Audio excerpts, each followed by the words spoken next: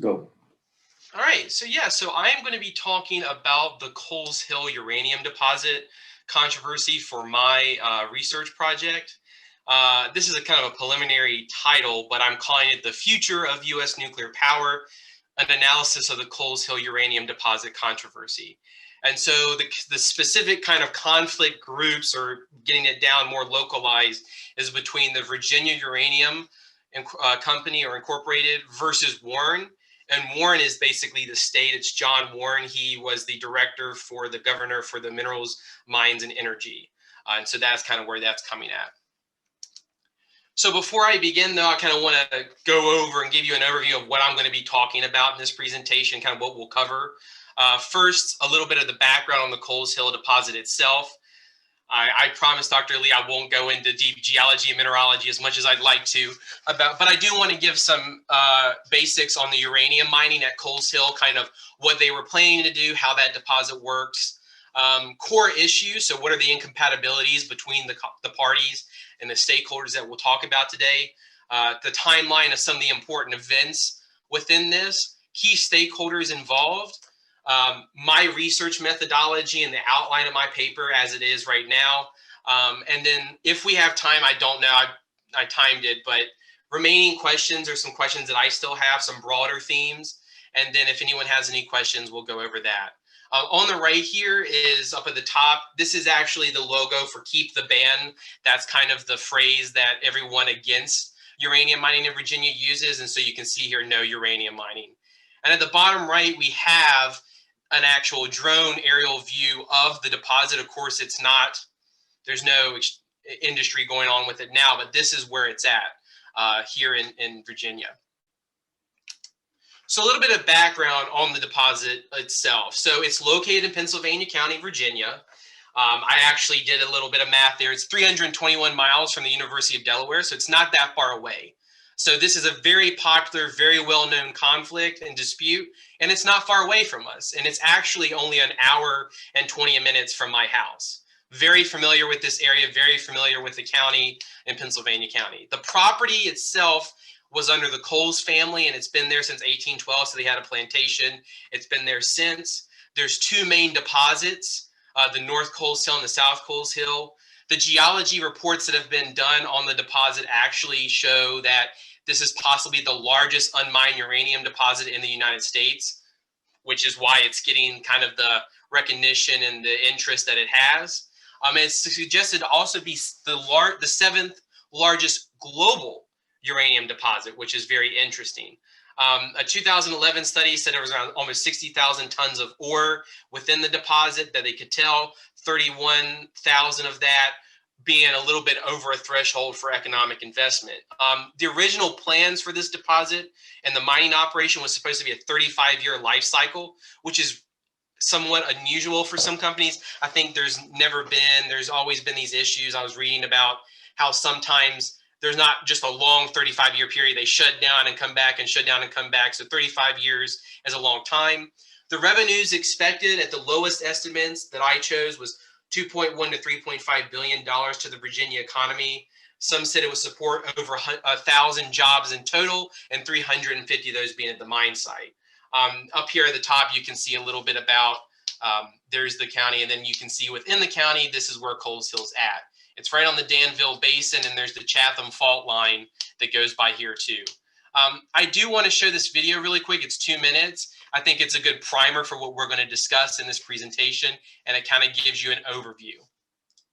The roots of Walter Coles' family tree are deep in the soil of Southwest Virginia. These cattle have been on the land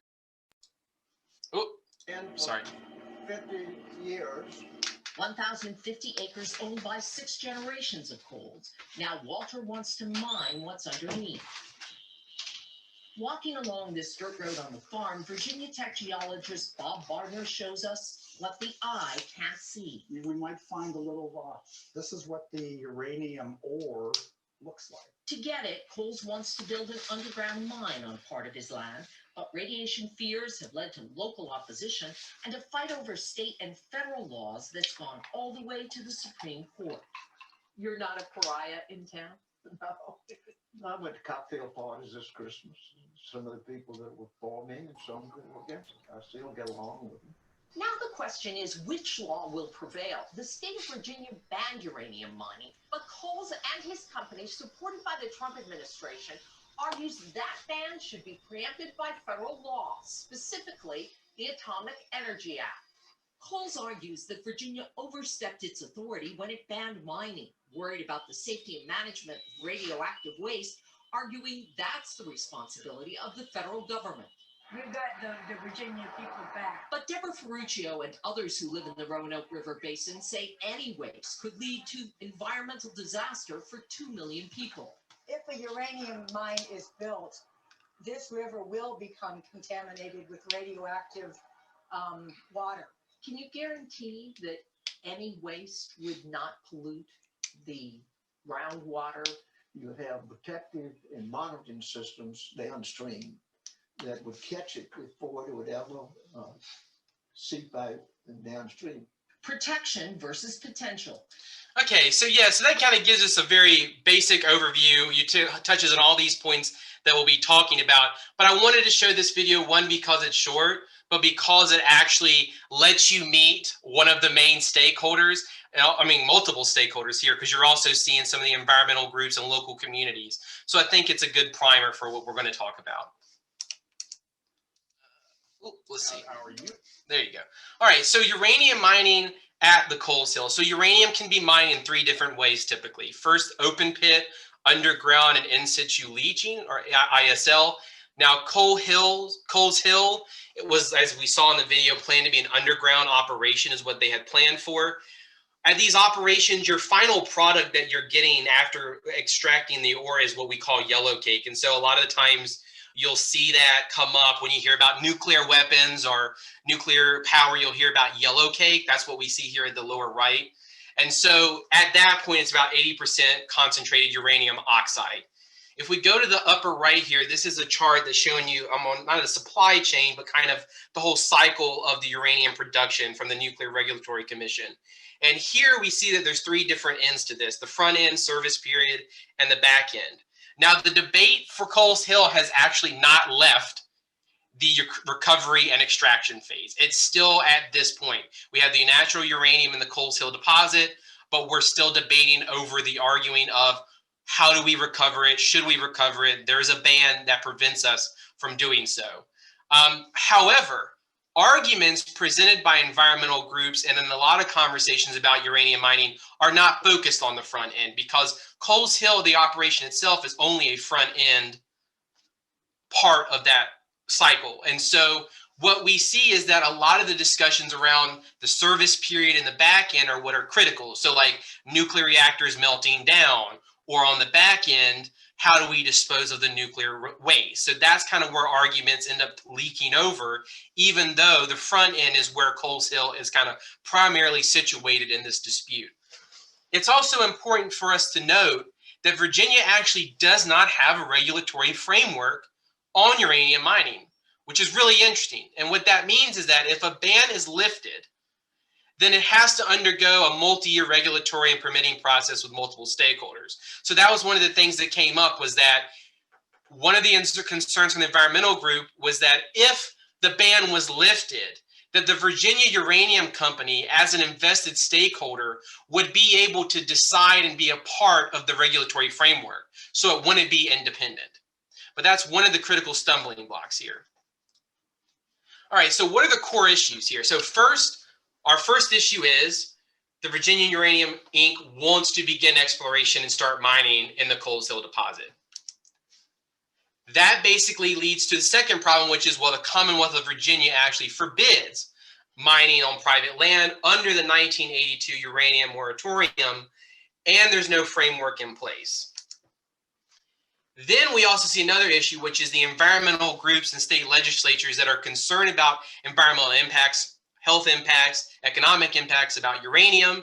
And some of the concerns they highlight is the Roanoke River watershed, and then the health of local communities. Also, one of the key things that came up was that Governor Terry McAuliffe at the time vowed that even if a bill was put on the table, he would use his veto power to prevent a lifting of the uranium ban. So even if research was done and a ban was lifted, the uranium, he would veto it. So there was a big stumbling block. There was also some division even within the state government between the governor and environmental agencies such as the Department of Mines, Minerals, and Energy, the Department of Coal and Energy. And so what happened was they wanted it because one of the biggest problems in our state is that our state geology survey has lost a lot of funding over the years. So being able to have a mining operation at this scale back in the state would increase their funding. So there was divisions within the state over funding and how this all worked from political and economic perspectives. And due to the veto power, the VUI decided that it was going to pursue a legislative action. It was going to try to go to the court systems to fight this case out, because if the governor was saying, I'm not going to do it even if there's a bill proposed to lift the ban, then they needed to find another way. So they were going to take it to the courts and fight. And their main argument is that the Virginia ban should be preempted by the 1954 Atomic Energy Act. And what this basically says, and the whole concept here, is that the states have the right to regulate mining, but once that ore is removed from the ground, the federal government then becomes the regulatory agency. So what they were saying, that under special conditions within the Atomic Energy Act, that the federal government should have been able to preempt this ban. And so that's what this whole fight is about. Can the state ban it, and can the federal government intervene? And so that's kind of the big discussion that was had. So come up with this historical timetable for us on the Coal Hills dispute, and we go back to 1979. So 1979, it was discovered. 1981, you see the first commission from the Virginia Coal and Energy Commission to evaluate it. However, in 1982 to 83, because of the 3 Mile Island disaster in Pennsylvania, which was a plant meltdown, they decided to enact the ban. So the ban on Virginia uranium mining happens in 1982, 1983. Of course, we know that in 1986, another huge event internationally was the Chernobyl disaster. And so that changes the global and national perspective around nuclear energy and mining of uranium. After that, there's a 14-year lull. The prices were too low to justify investment in yellow cake. And so by the early 2000s, we see kind of a rebirth of this discussion. And that was because as prices began to rise, companies actually started to visit Coles Hill. But Walter Coles actually ended up turning down all of the proposals. He didn't want to work with these companies. By 2006, he decided to create an agreement with the Bowen family, who owned part of the deposit, to start their own company, Virginia Uranium Incorporated. And that's where our first key stakeholder, our primary conflict party, comes into play. In 2007, they released an official plan to exploit the Coles Hill uranium deposit. In 2008, the House panel actually refuses to do anything and do a study on uranium mining. They actually, after that, invest in a lot of lobbying and political activism. And by 2009, the CEC basically creates a subcommittee and says, yes, we will evaluate the prospects of uranium development in Virginia. In 2010, the CEC reaches out to the National Academy of Science. This is a pivotal part of this conflict because this is an independent study that was to be conducted not on whether or not the ban should be lifted, but what were the environmental, regulatory, and kind of societal issues around uranium mining in Virginia. And so they actually decided to work with Virginia Tech on this. The professor that you saw in the video, I actually know him, Bob Bodner. He was in the geology department. And so that's why I had my undergrad, was in the department that helped the National Academy of Sciences on the uranium project. In 2011 and 2012, the report was released, and they found that steep hurdles on uranium mining needed to be met before they would recommend, the safety precautions. What's interesting to note here, though, is because Virginia doesn't have a regulatory framework, I'm kind of confused of how the NAS could compare regulatory procedures and frameworks and policies, whether or not they were effective or sound, when they weren't in place in Virginia. Because it would seem like you would need those policies and frameworks to be established with all negotiating between stakeholders before you could actually compare whether or not mining in Virginia would be appropriate.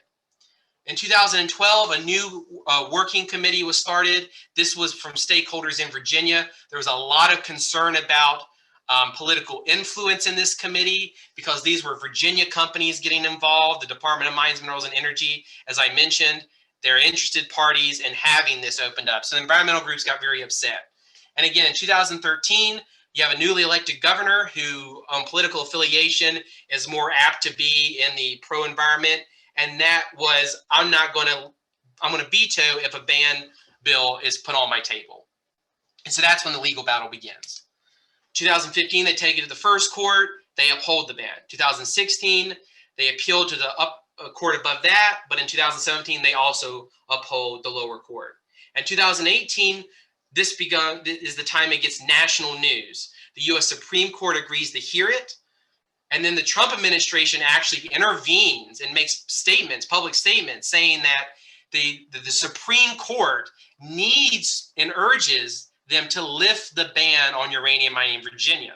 This is not just about his involvement in Virginia, but at the same time, because of the energy independence about China and interest in the Grand Canyon uranium mining operation, the Trump administration is keen on seeing the Supreme Court vote go his way.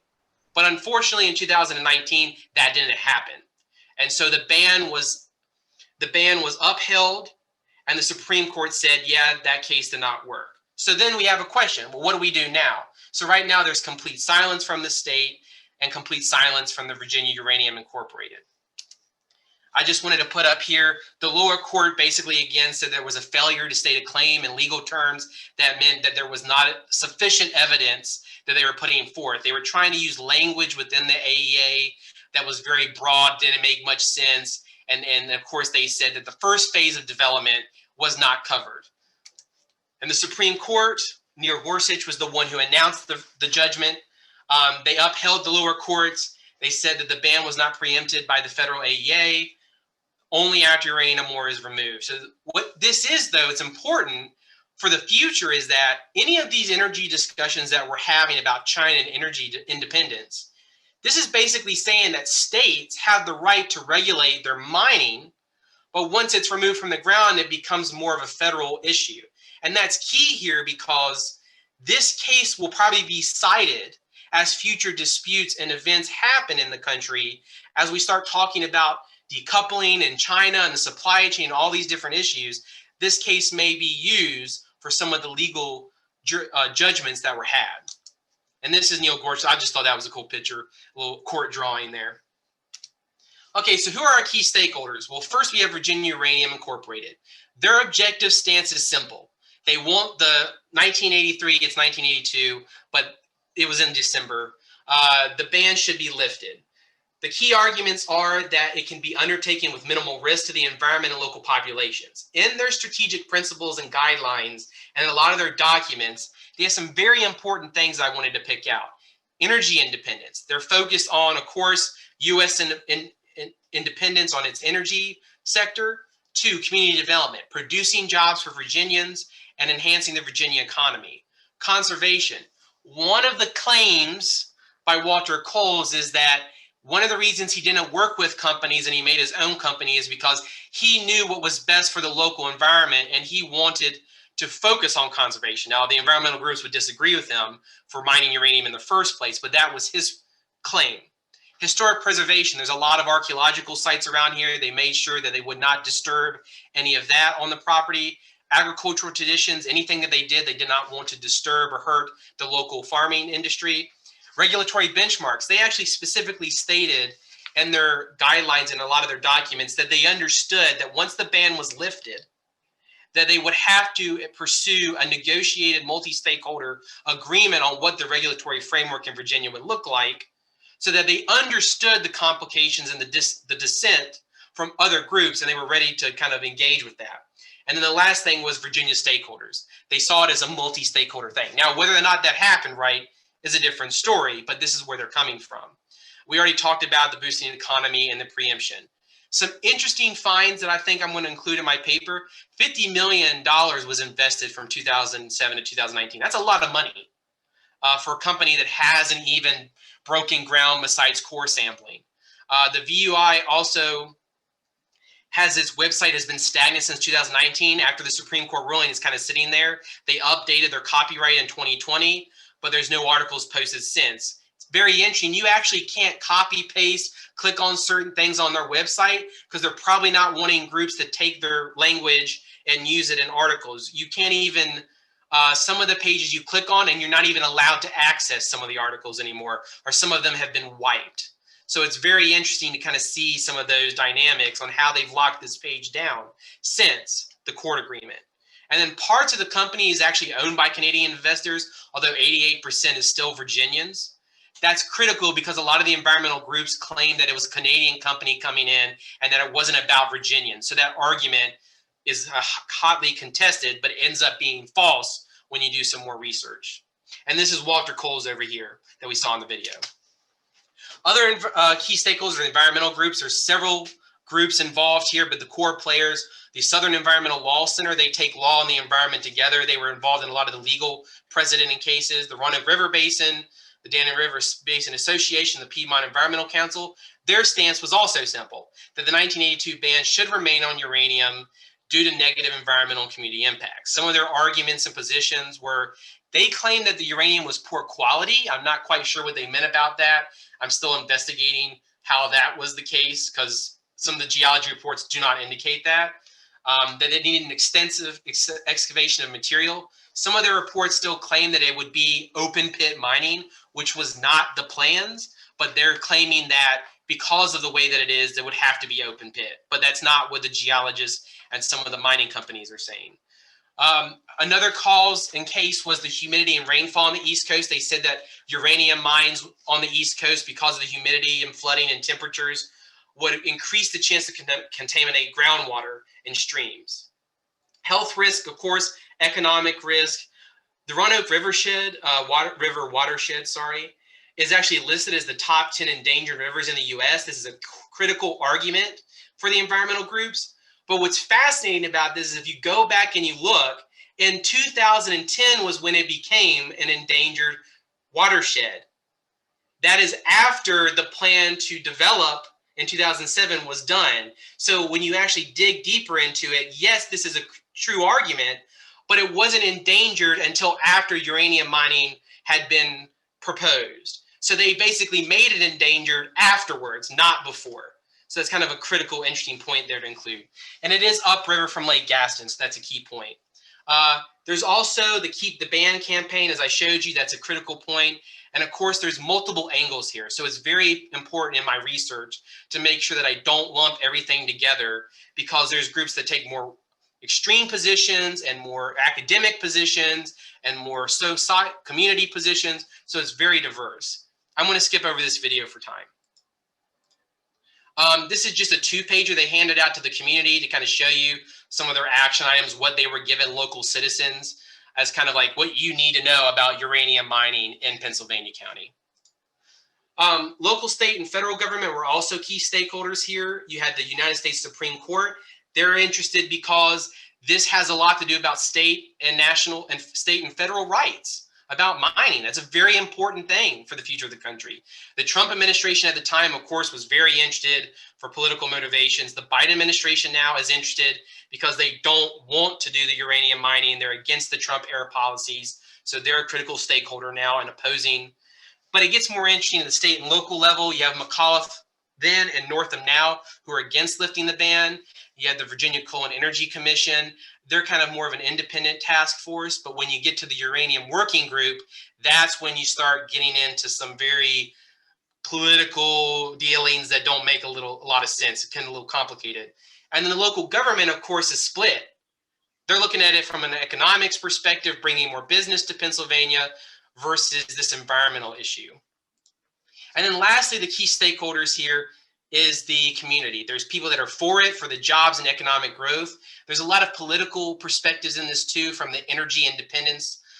There's some that are against it from the community and environmental harm, and others from more extreme, like non-nuclear proliferation groups and Chernobyl. And I'm not saying that as like those are extreme ideas. I'm saying that as they're not related necessarily to the core issue, but they're taking it from more of a broader perspective around nuclear issues and nuclear energy. I do want to show this video here. There's some key points. I thought this was perfect and showing you dialogue between local communities and the different opinions here. So we're going to hear now is two people arguing back and forth. That's what this community is going to do with the help of North Carolina. This is at a working group event and it's a protest. Would you raise the volume, Tom? Yes. Can you, hold on. I don't know why I can't, it's my volume, let's see. Is this better? Right Yeah. now, you're the France Champagne district. Their water is radioactive and contaminated. Who's going to want to buy French wine when they get that? You believe that? That's unbelievable. It's not unbelievable, it's true. I actually drank that French wine last summer. Okay, I was just outside. If you drank enough, you won't care what happened. It's a lie. Those are lies. Okay, now I'm going to fast forward. They brought in an independent source to investigate the working group. He's from out west where they have more operations going on. And so he's going to make a few comments about the National Academy of Sciences report and how he's disappointed that this working group is going on. It's very striking, and I'm interested in hearing. You'll also hear from a bystander talking about energy independence in Kazakhstan and uranium operations opening up there. So you hear some dialogue there too. The working group's perceptions is that there was a very thorough and detailed study by an independent scientific organization, the National Academy of Sciences. And apparently that work wasn't good enough. So there's a new working group that doesn't have any of that independence or technical expertise, but does have good political bona fides. So I've been invited by Roanoke Basin Association to observe the working group process and try and see how much integrity they have relative to the premier national science organization in this country. Because that was a very unique study that looked at a wide range of problems, and this working group doesn't have the resources or the technical expertise or the political independence of that group. So it'll be an interesting listening process for me and hopefully for you all. So what was it that the Academy of Sciences study This is recommended? one of the people that disagree. Well, they recommended that the state evaluate the range of technical problems that have been found and to try and determine whether it should adopt a program or not. Since there's no viable market for the uranium at the current prices and is not going to be viable for decades. How do you know what the uranium market is going to be in decades? Because there's never been a uranium mill that has operated for 30 years in a row, and that's what the proposal here. So it'll be completely unprecedented. And the price that the uranium reached in 2007, $130 a pound, didn't last for a month. And the price has been stuck in the $70 to $50 range for the last 4 years. And that's not enough to support mining in a virgin district like this one, when there's new mines opening in Kazakhstan, Niger, Canada, So the Australia. U.S. should buy its uranium from Kazakhstan. No, the U.S. should use the uranium that's already mined and blend it down from the weapons grade that it's been doing with the U.S. Right. And that program ends in 2013, right? But there's plenty of uranium left, and that program is being extended. And there's new uranium enrichment blending going on in Russia and in the U.S. The Department of Energy seeking to.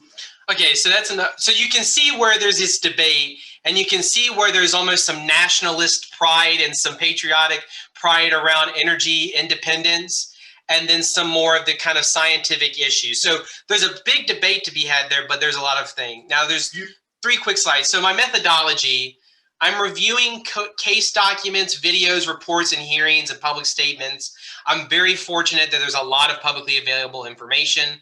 I'm planning to investigate each stakeholder, their motivations, their positions, and key arguments.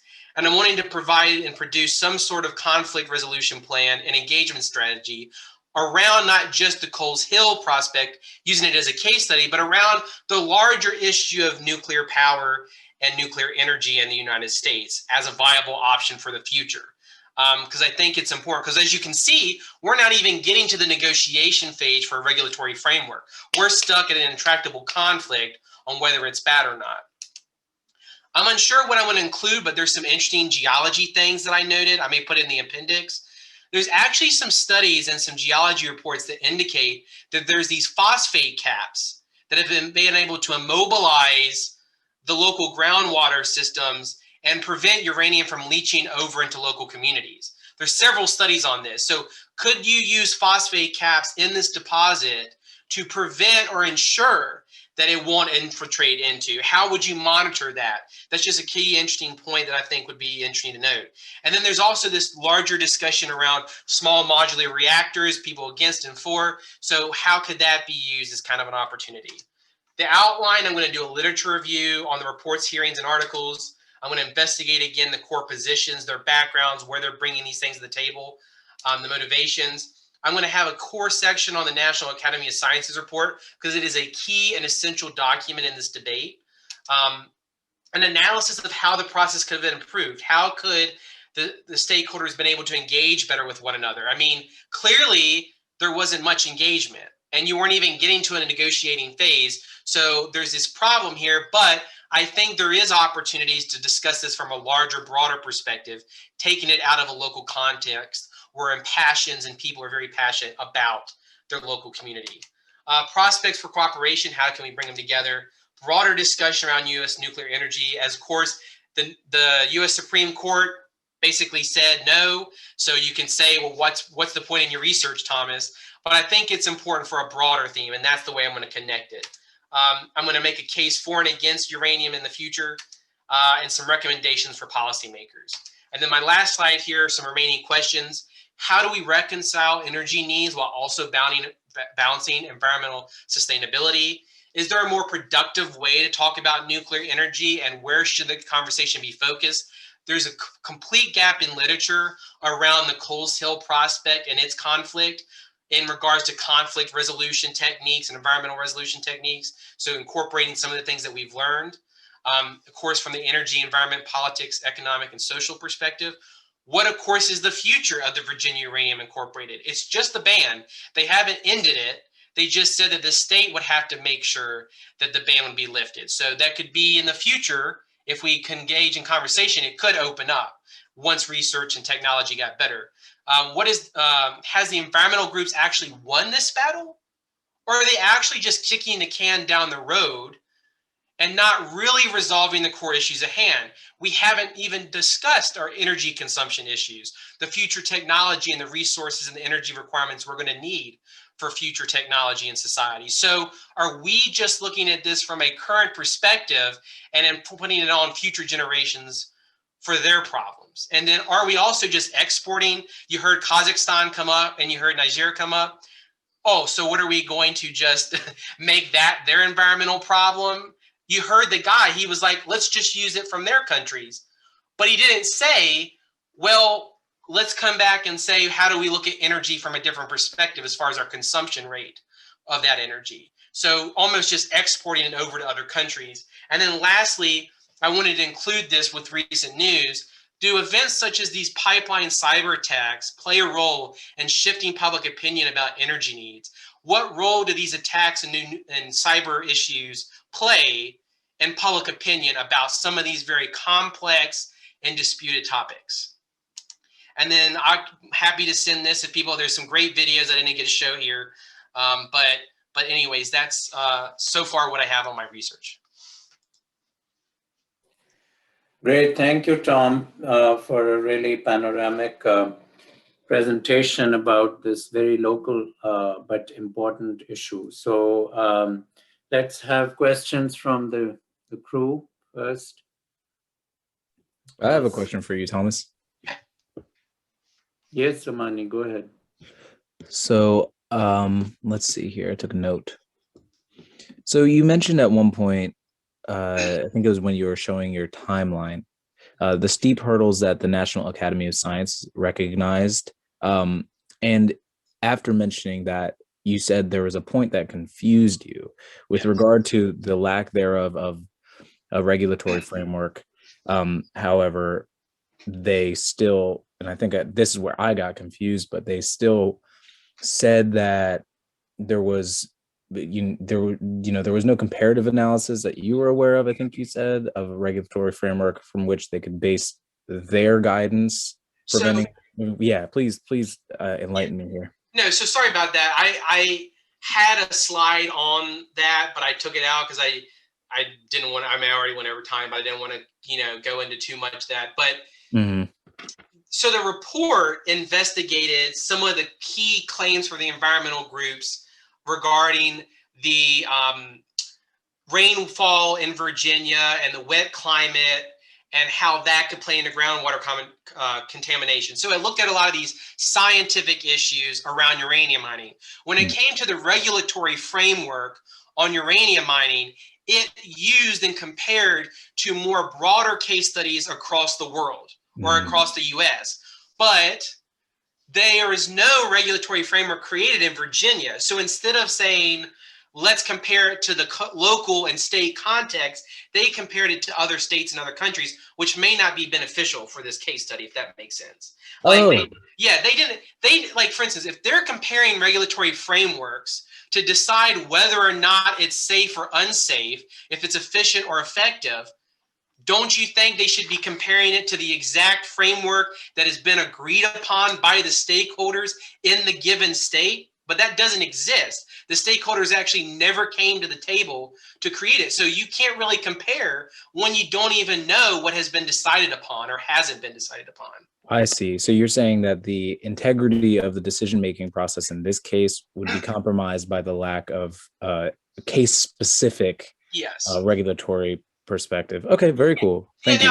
Yeah, and I'm not saying by any means that the National Academy of Sciences report is wrong, because clearly what they highlight from the scientific and the geological, hydrological perspectives is legitimate. There's legitimate concerns and steep hurdles that need to be achieved before you want to do uranium mining. But that's completely different than comparing it to a regulatory framework that doesn't exist, is kind of my point. I see. Okay. But yeah, sorry about that confusion. I agree that I probably should have had a little bit on that. Very well. Thank you. Great, thank you. Other questions for Tom?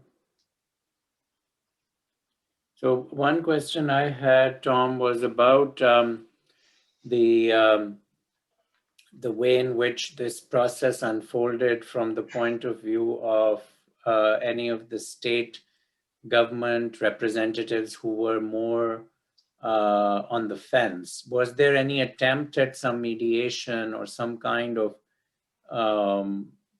alternative dispute resolution process when they were going to court and all?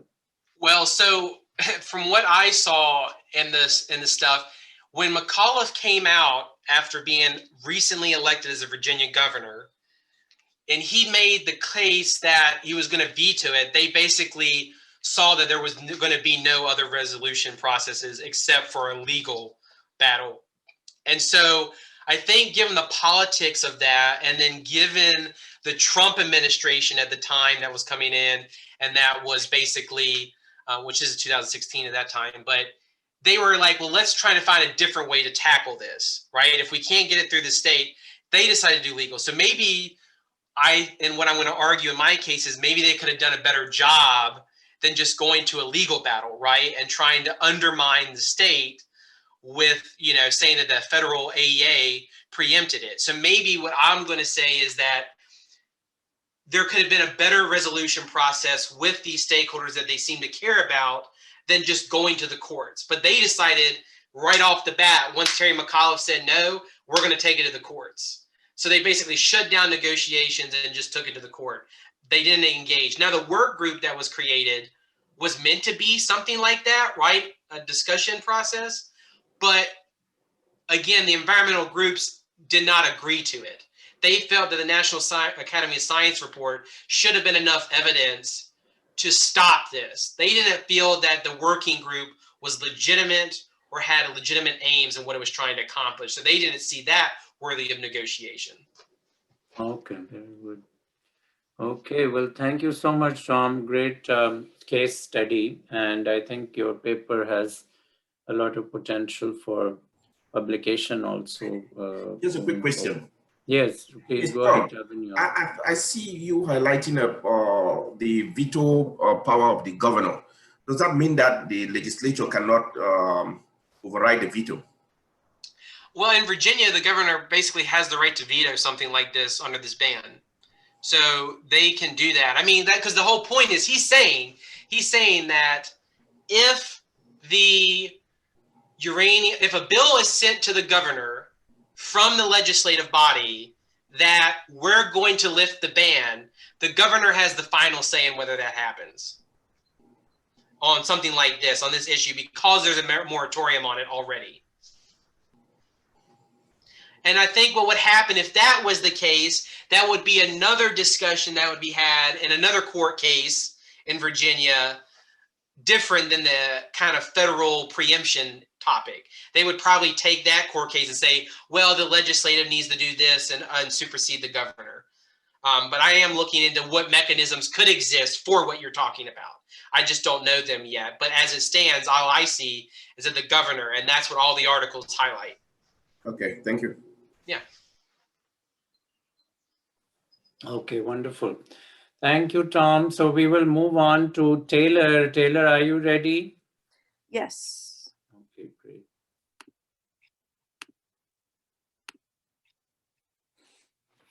Two precursors. Sorry if I sniffle or cough at all. I am very sick, and if my laptop shuts down, it does that quite frequently. I will be right back on as soon as I can. All right, and with that, I will get started. Ooh. All right. So my case study is on Portugal's Mina do Barraso.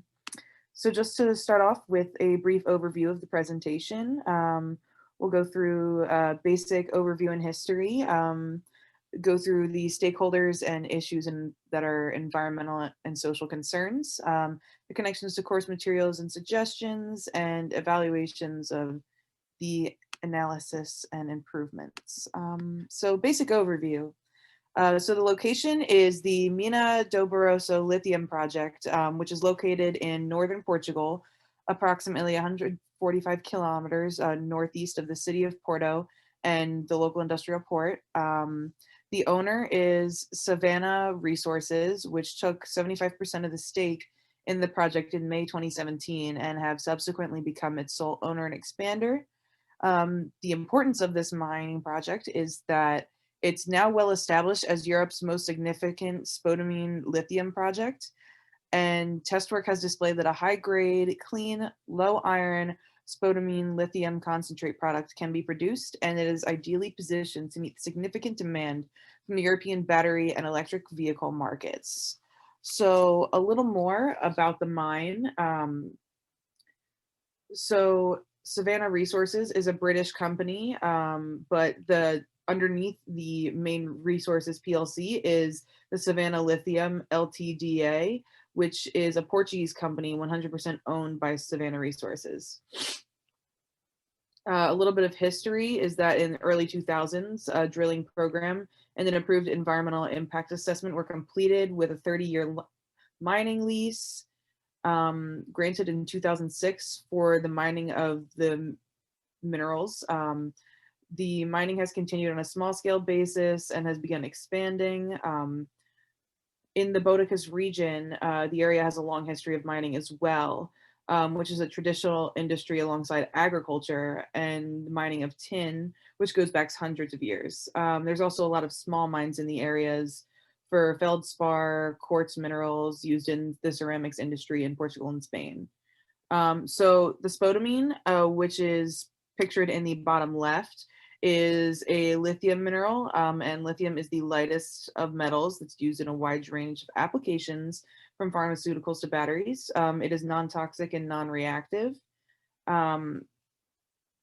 So lithium has increased its importance in the recent years as a key metal for electric vehicles, as previously stated, and it will be in this way key in reducing greenhouse gas emissions from transport and help Portugal and Europe meet demanding climate change targets. So the plans for the mine, Savannah needs permission to mine more material than is currently contemplated under the mining lease, which is something that must be approved. And it has to be in full compliance with all national and European Union laws, and it involves drafting a more comprehensive environmental impact assessment for the Portuguese government. And here is a little overview photo of the drilling summary map. It has all the different drilling sites over the past couple of years, denoted by color. And I have a little video to show you guys that gives a more aerial view that I am going to,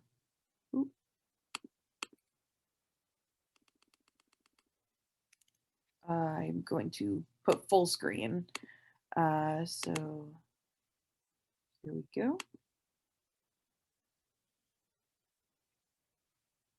My name is David Archer. I'm the CEO of Savannah Resources, and I would like to introduce you to the Mina de Barraso lithium project in northern Portugal with a flyover of the project. Here we have Mina de Barraso, Western Europe's largest overall resource of spodumene lithium, which we acquired in May of 2017. We're zeroing in on the Grondeo deposit, which has been the major focus for our effort over the last 9 months. We've drilled over 12,500 metres of drilling, both RC and diamond drill holes, with 150 drill holes in total. And here you can see a series of drill pads and access tracks which have allowed us to get access on top of this deposit, which is a long tabular ore body which dips down into the valley. It's both near surface and dips down further at depth, and is very extensive. It's something of the order of 600 to 700 metres long, and as you can see from left to right is around about 350 to 400 metres wide, and the mineralisation itself is tabular and ranges in depth from about 10 to 50 metres in depth.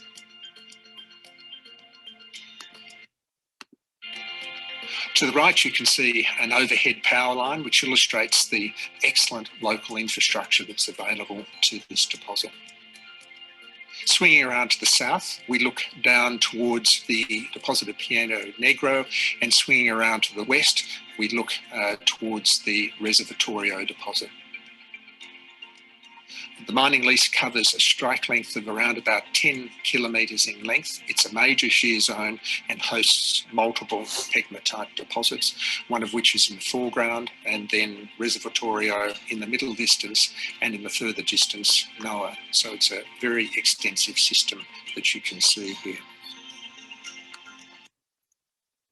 So that was just a brief overview of the mine and the views of the major stakeholder and owner, Savannah Resources. So I'm going to continue on with more stakeholders. So I denoted if they agree or disagree with the mining process by a plus or a minus. So the APA, which is a part of the government, the Portuguese Environmental Agency, does agree and was working on the environmental impact assessments that were previously approved. The Savannah Resources, of course, agrees. The European Union and battery and electric car market are big supporters. The local communities in northern Portugal, such as the Covas do Barraso village, disagree with the mining processes.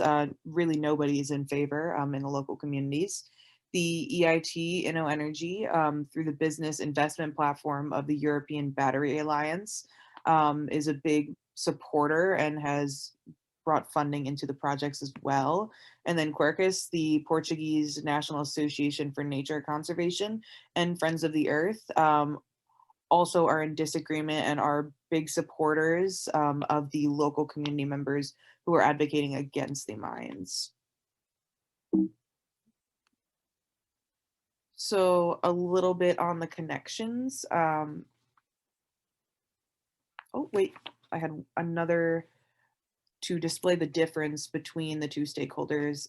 I wanted to show a small clip again, but this time from the opposite side.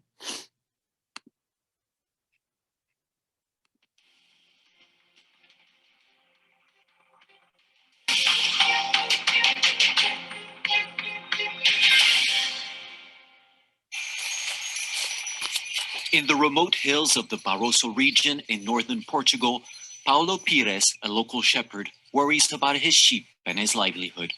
A threat looms over these rich pastures. It is a threat hidden in plain sight, buried inside these mountains and soon to be mined: lithium. I'm against the mine. I think it won't bring anything good. That's why I'm against it. It goes against everything I've done my entire life and that I continue to do, which is to be a shepherd and be with the sheep. These mountains hold one of the keys to unlock Europe's energetic transition towards carbon neutrality, as lithium is essential to electric vehicle batteries and renewable energy storage. While the rare metal has been detected in about 10 different areas across Portugal, the peaceful village of Covas do Barroso could soon become the epicenter of the largest mine of its kind in Western Europe. 200,000 tons per year of a lithium-rich mineral could be extracted from these mountains. But the rush for lithium is facing intense resistance.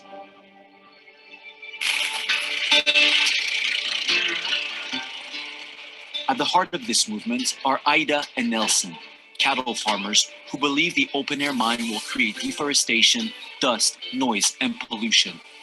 Through petitions, online campaigns, and protests across Portugal, they have gained the support of thousands of people in the country.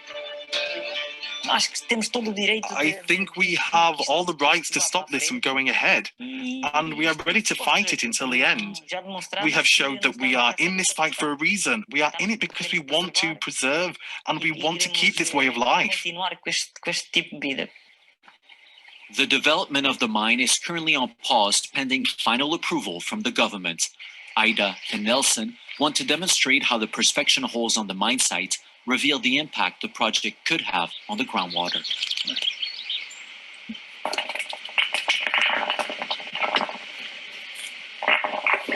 Water. All water. It's one of our concerns. What will happen with all this water? Because when you start mixing water with rocks, with earth, it's a type of destruction. Like many here, Ida and Nelson feel an emotional attachment to these lands, which are collectively owned by the villagers and recognized as global agricultural heritage by the United Nations. It was here that me and my brothers grew up, keeping the cows. That's why, for me, it's even more meaningful, because I know this area since I was a child. Sorry that I sneezed at the end there. So yes, that was a little bit about the opposite point of view. And with that, I will bring the presentation back up. So a little bit of connections to our class materials. I was looking back through a lot of old charts that we had, and something that I noticed a lot while I was going through all the different perspectives of stakeholders is that there seemed to be a pretty big disconnect with and a lot of fake harmony, it seemed like, with what was being acknowledged as problems by major corporate stakeholders and owners of the mines. It seems like a lot of the reports that are written and for the environmental impact agreement, it seems that everybody's discussing the benefits for the locals and the communities, that there's general agreement. And as you can see from the video, there's almost total disagreements. There's a very interesting public disconnect there, and a very large tension of difference that it does seem like there's a large sweeping movement for the locals, but that there isn't much traction in them being able to stop the mine, which I also found very interesting and would want to like explore more, because we're seeing in a lot of, especially today, a lot of different mining sites, social license to operate is obviously a huge thing, but it doesn't really seem like that's stopping much from being approved or acknowledged here. It seems like the mine's just going to go on whether or not they have general agreement socially. And then the consensus catalysis by environmental planners. So when I was looking back through the old charts, a lot of words in this chart popped out to me, talking about mediators, connecting different issues, and trust building. And then I was thinking about more recently our Thinking Critically About Environmental Mediation reading that we had, and the 6 mediated negotiation strategies for environmental planners for handling local land use conflicts. I was researching, but I didn't seem to find that they employed any local environmental planners, which I think could be something I would suggest in the future for local communities and organizers to kind of engage in this way more, because obviously as we discussed, there's they could use the environmental planners for functioning as fact finders, regulators, representing neighborhood concerns in development proposals. And as there are more developments taking place in these mines, there can be more conflicts that arise. Use them as resources for facilitating discussions between the parties, creating diplomacy, working as active non-neutrals who present concerns from both sides, anticipate issues, and attempt to build trust. So I thought there's a lot of roles that environmental planners could take that didn't seem like previously very largely assumed roles in this conflict.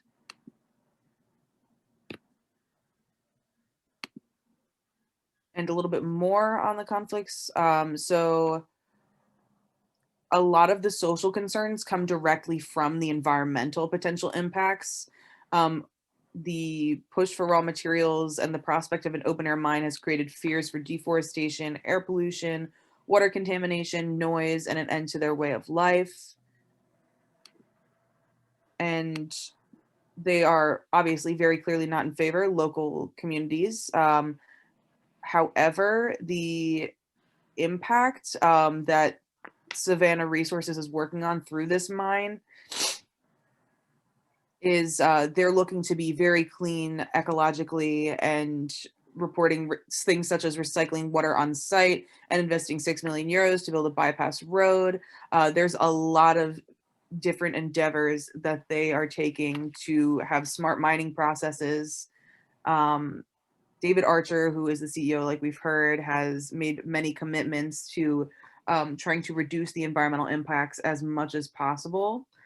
And like was stated, Barraso is one of 7 places in Europe recognized as a globally important agricultural heritage by the Food and Agriculture Organization of the United Nations, specifically for the rural subsistence economy, which is typical of mountainous regions with poor utilization of inputs, very few surpluses, and where the level of consumption of the population is relatively low compared to other regions.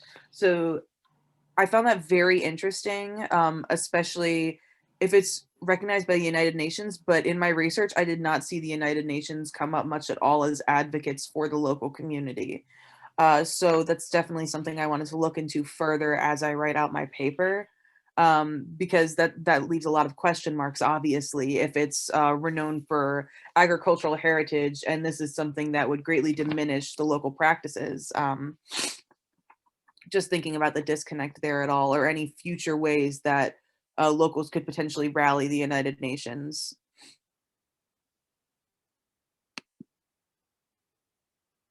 And then the environmental impact agreement, a little more on that. So a quote from David Archer, he said, "We are pleased that the EIA presents a comprehensive body of fact-based evidence which shows that the Mina do Barraso can be a low-impact project, minimizing disturbance to both the natural environment and local communities, while also maximizing the very significant socioeconomic benefits the project can bring to the local area of Portugal as a whole."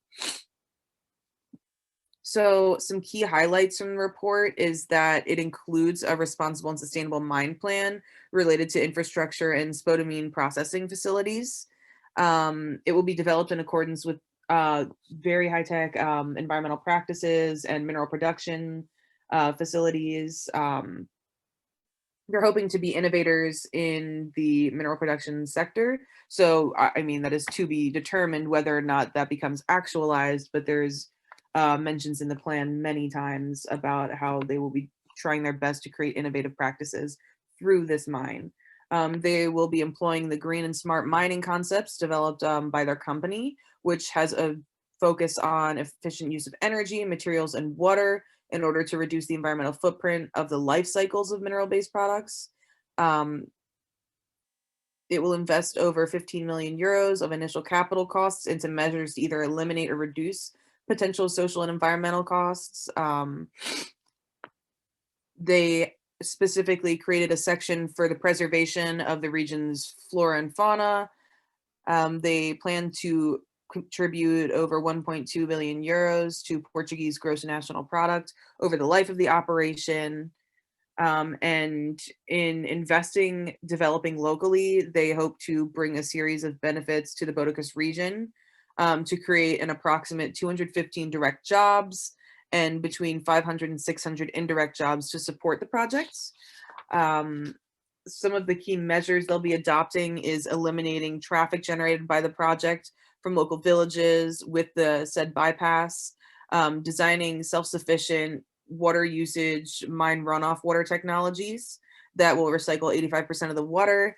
The process plant will be placed in a valley to minimize any sound and light impacts with no direct light of sight to nearby villages. The vegetated earthen walls will be built to screen operations from local houses. Regions will be largely organic based with innovative use of oleic acid, which is olive oil, as the key region. Operations such as concentrate transport have been designed and tailored around schedules for major operational elements to minimize the impact on local communities. Tailings will be dewatered to allow dry storage, resulting in some better economic outcomes. And the phased mining of deposits, which will allow for progressive rehab of the sites, will be a key feature of the project to emphasize reestablishing native species lost in forest fires. They have an objective to move to carbon neutrality with use of both on-site and grid-based renewable energy sources for both the processing plants and the mobile equipment. And they hope to establish a mining app with real-time environmental monitoring data available to the stakeholders of the project. So those are key features. And I am planning to look more into what types of technologies they're using for involving the stakeholders and increasing transparency with those in real-time reportings. I'm hoping to look more into the green and smart mining concepts, seeing how that aligns with different concepts we've heard about in this course and previous courses I've had under this graduate certification involving the climate smart mining with World Bank. Yeah, there's a lot of potential with, they've mentioned benefit sharing plans, good neighbor programs, and although it seems like right now there is not, there's very strong tensions between the locals and the mines, it seems like there are plans put in place that definitely leave room to explore within my paper and the future of this mine. So